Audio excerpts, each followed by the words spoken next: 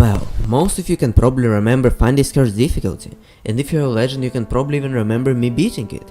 So right now you're wondering, why have I decided to create this video after such a long period of time, especially when I have already made one?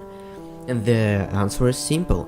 I have never liked that video, and I always wanted to make the remastered version. And after 8 months of not doing anything, my videos not being popular, and then creating short videos, I think it's finally time. Time to release a story of how I managed to beat Fundy's curse difficulty.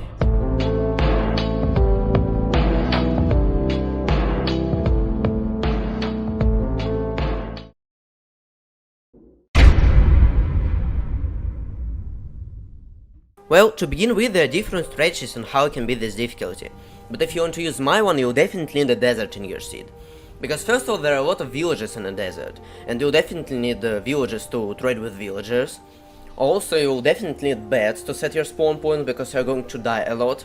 And also, by transforming one of the villagers into a pillager and letting him kill an iron golem, because they one-shot iron golems, you can get some free iron, which is also incredibly useful.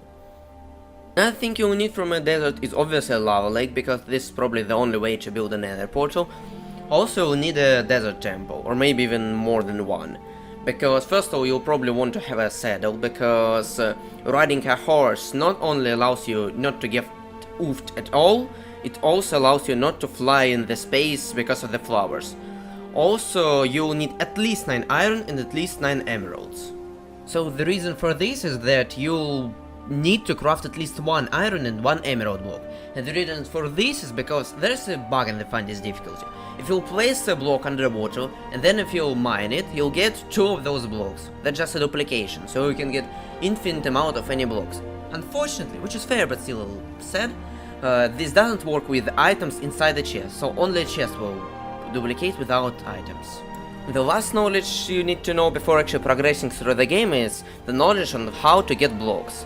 And the best way to do it is by destroying blocks with TNT. The thing is, you place TNT, then you break it, and first it explodes like a normal block without giving you any blocks, but then it spawns ignited TNT, it explodes again, and this time it gives you all of the blocks. But first of all, you need to craft a TNT, and the way to do it is by, well, you understand how to get sand.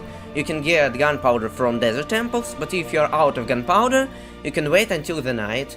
Well, it would better for you to skip every night possible, but this time you can wait for the night, and then you can spam click creeper until there are a lot of creepers, and then you need to wait for 1 creeper to blow up every other creeper. And this will kill all of the creepers, and you'll get a lot of gunpowder. This is extremely useful.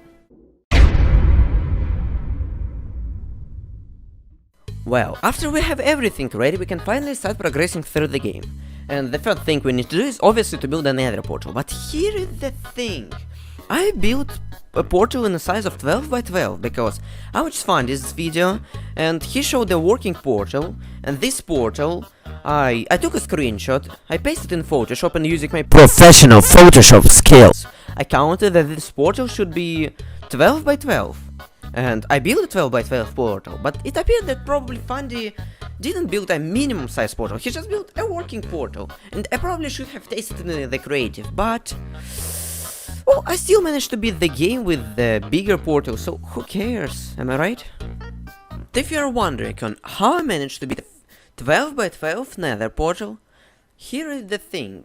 I just built this construction and then just filled it with water, lava. You can see it on the screen. Nothing complicated. Well, after I finished with the portal, I entered the nether. And this nether is incredibly lucky because I spawned right at the fortress. And my next goal is obviously to get blaze rods, but the problem is that blazes are incredibly fast and unpredictable. And the reason for this is because they actually ride bats and act the same as bats would, except I don't remember bats ever dealing me half of my hearts of damage and shooting fireballs at me, but whatever, maybe I just didn't notice it before. But we can abuse this power of them by building a roof under their spawner, so bats will be under this roof and blazes will actually either suffocate or they will be able to hit them while their heads are stuck. The thing is, blazes still can shoot us or hit us from this place, but you can't really do anything with this, so yep. Also, sometimes blathers will get out, so I recommend you building some kind of a fort like I built, with walls and a staircase and a small roof. Also, you'll definitely need a chest, so you won't lose all of your blaze rods when you get oofed, because this will happen a lot. So, first of all, I prevented appearing at the random place of the world by dropping all of my stuff at the Nether Portal and then just dying. And the next thing I did is I had to find Ender Pearls. There are two ways to find it. First of all is to kill Endermen, but that's really not reliable because Endermen are rare, hard to notice, they don't drop pearls every time, so yeah, it's really not reliable. And the second strategy is to trade with villagers. The thing is that the range of trading with villagers is just a bit less than a block, but more than range of them turning into a pillager. And well, for this you have to immobilize villager, so it won't walk to you while you're trading with it. And any adequate person would use a boat, but I'm not an adequate person, so I built this incredibly long contraption, failed 3 times, spent an hour doing this, and well, at the end I received the same result as I could have done by using a boat, but whatever, this works, so why should I complain?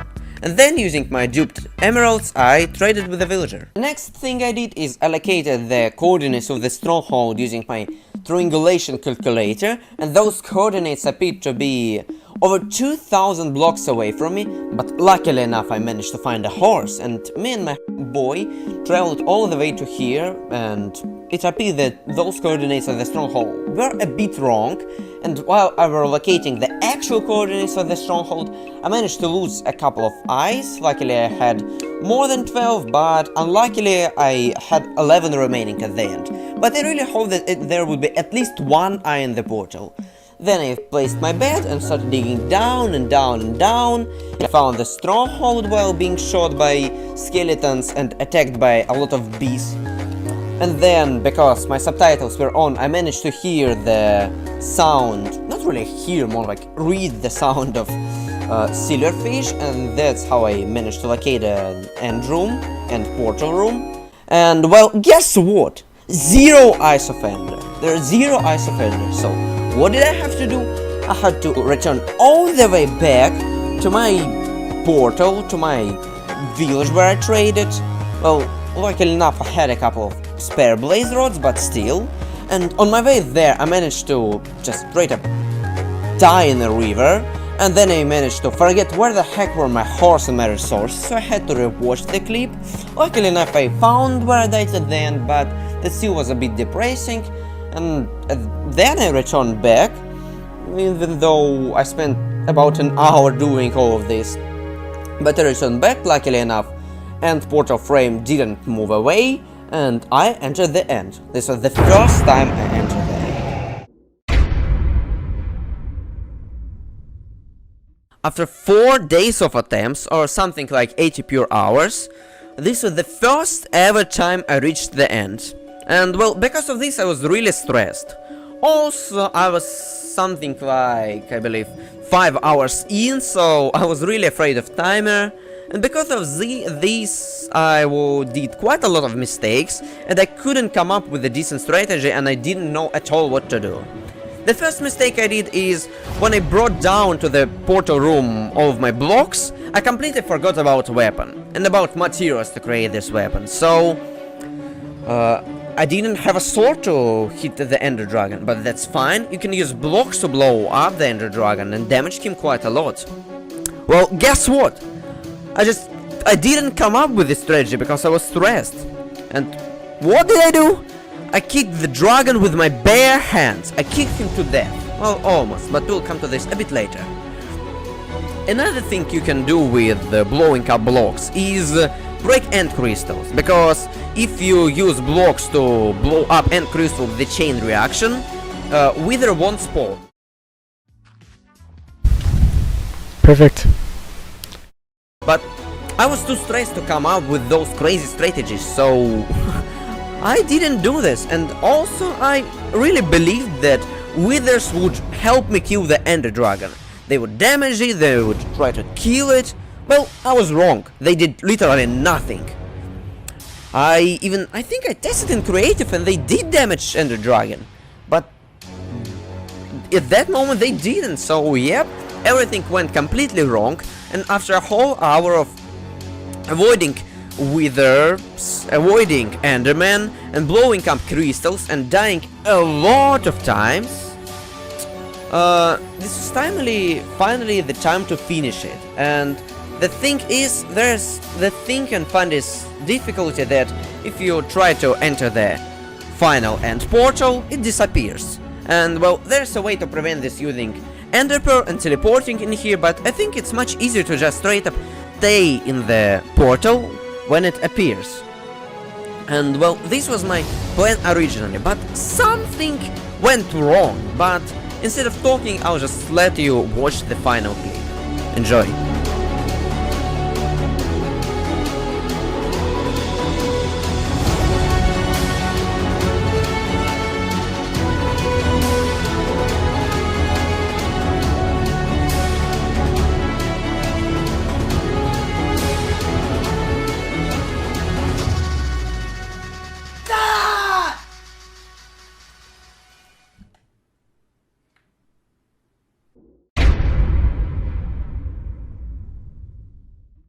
Well, yep, that's it. The dragon just decided to die for some weird, even a year later unknown to me reason. This was incredibly scary. Maybe withers actually were useful and killed it at the end, or maybe just had a heart attack and died. I'll probably never know, but whatever. Even though this was hard and I spent quite a lot of time and I didn't get money because I didn't won the challenge Fundy established. This was still an incredible experience, regardless all of this. And I want to thank everyone who is watching this video right now.